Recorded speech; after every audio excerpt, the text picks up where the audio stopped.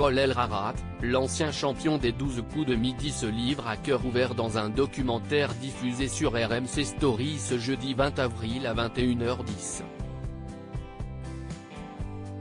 Rencontre. Avec 152 victoires et près de 700 000 € de gains, Paul Elrarat fait partie des gagnants qui ont marqué l'histoire du jeu de TF1, les 12 coups de midi, lors de son passage en 2019. Depuis, le jeune homme de 23 ans, autiste Asperger, est devenu auteur de 3 livres, notamment d'une autobiographie intitulée Ma 153e victoire, et également sociétaire des grosses têtes, sur les ondes de RTL, grâce à Laurent Ruquier.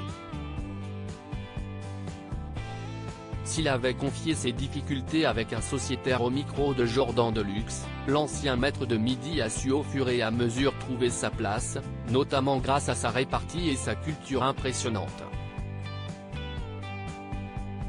Les téléspectateurs peuvent le retrouver dans un documentaire qui lui est consacré sur RMC Story ce jeudi 20 avril, intitulé Paul Elrarat, les victoires d'un autiste Asperger.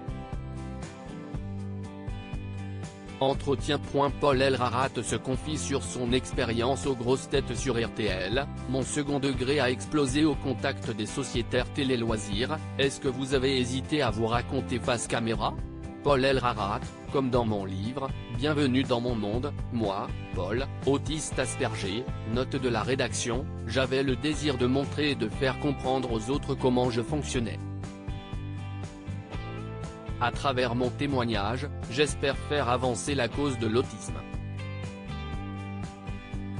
À un moment, vous dites je suis Dr Jekyll et Mr Hyde, et qu'il vous arrive de péter un boulard. Ce sont des termes forts.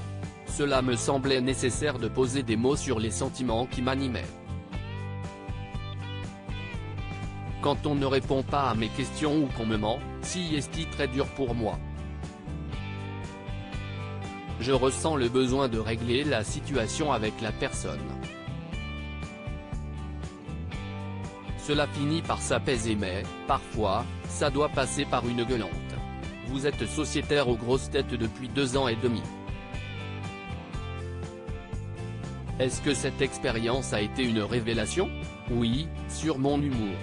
Je me souviens qu'au lycée je faisais déjà énormément de blagues, mais mon second degré a explosé au contact des sociétaires.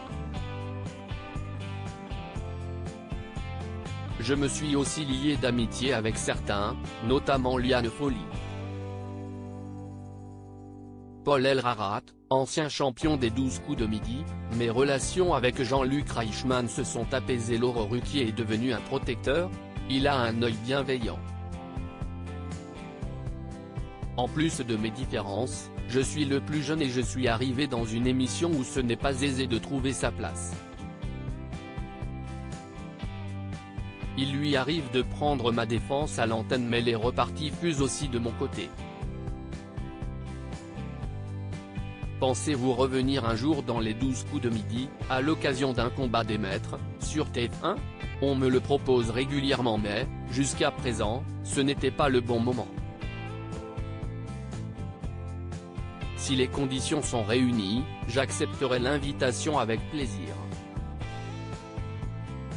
Est-ce lié à vos rapports qui se sont distendus avec l'animateur du jeu Jean-Luc Reichmann ? Nos relations se sont apaisées depuis. Mais je ne souhaite pas m'étendre plus sur ce sujet. Pourra-t-on vous revoir prochainement à la télévision ? Le projet de fiction adapté de mon histoire est en stand-by.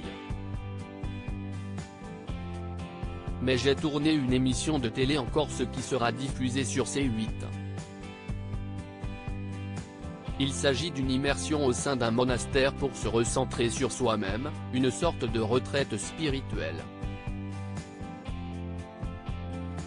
Vous évoquez également votre célibat dans le documentaire.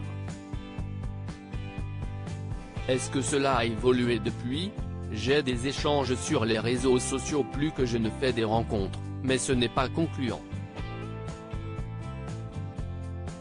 Ce n'est pas faute d'essayer mais trouver chaussure à son pied quand on chausse du 46,5, si est difficile. Rire, à lire aussi il y a peut-être eu un contentieux, Paul Elrarat dévoile la vérité sur sa brouille avec Jean-Luc Reichmann.